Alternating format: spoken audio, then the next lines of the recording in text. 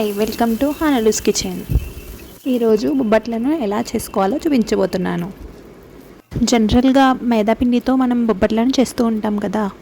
రోజు వీడియోలో గోధుమ పిండితో ఎలా బొబ్బట్లు చేసుకోవాలో చూపించబోతున్నాను. రాని వాళ్ళు కూడా నేను చేసినట్టు చేస్తే ఈజీగా బొబ్బట్లను చేస్తారు. ఇంకా లేట్ చేయకుండా స్టార్ట్ చేద్దాం. ఫస్ట్ ఒక మిక్సింగ్ బౌల్ తీసుకుని అందులో 1 కప్పు దాకా గోధుమ పిండిని వేసుకోవాలి. ఇందులోకి రుచికి సరిపడా ఉప్పు వేసుకుని ఇందులో తగినంత నీళ్లు వేసుకుని పిండిని సాఫ్ట్గా కలపాలి. కొలతలో నేను చెప్పినట్టుగా వేసుకుంటే బొబ్బట్లు సాఫ్ట్గా వస్తాయి. సో పిండి కన్సిస్టెన్సీ అనేది ఇలా ఉండాలి.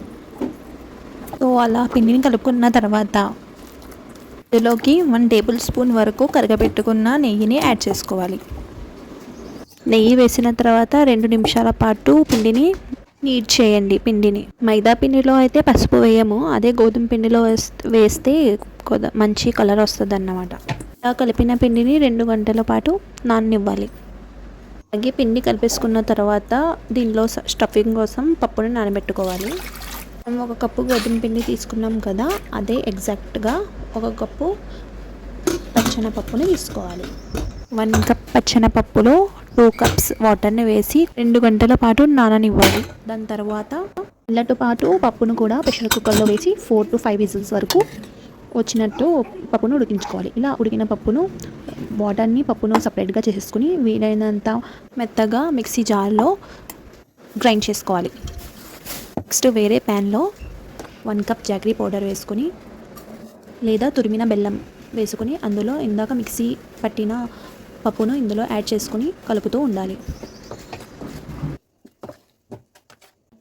ఇలా బెల్లం మరియు పప్పు 2 కలిసిపోయిన తర్వాత 4 నుండి 5 ఇలాచీలను ఇలా దంచుకొని పౌడర్ను ఇందులో యాడ్ చేసుకోవాలి.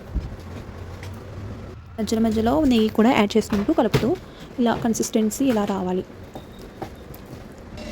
ఇలా వచ్చిన తర్వాత దీన్ని పూర్తిగా చల్లారించాలి. ఇలా కంప్లీట్గా చల్లారిన తర్వాత పైన కొద్దిగా నెయ్యి వేసుకొని చేతితో ఇలా మీకు నచ్చినట్టు చిన్న చిన్న బాల్స్లా చేసుకోండి. ఇప్పుడు మనం నానబెట్టుకున్న పిండిని 2 నిమిషాల పాటు బాగా నీట్ చేసుకోండి.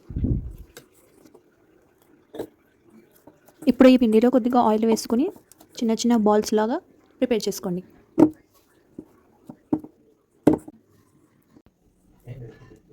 ఇప్పుడు బటర్ పేపర్ లేదా నార్మల్ పాలిథిన్ కవర్ తీసుకుని దానికి ఘీ అప్లై చేసుకోవాలి.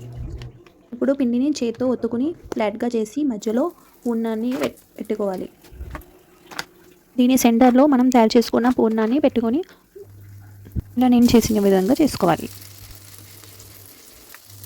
ఇలా రౌండ్గా వచ్చిన తర్వాత దీనిని ఫస్ట్ చేత్తోనే కొద్దిగా ఫ్లాట్ చేసుకొని పైన ఘీ వేసుకొని చేత్తో ఒత్తుకుంటూ రోటీలాగా మనకు కావాల్సిన షేప్లో రౌండ్గా వచ్చినట్టు చేసుకోవాలి.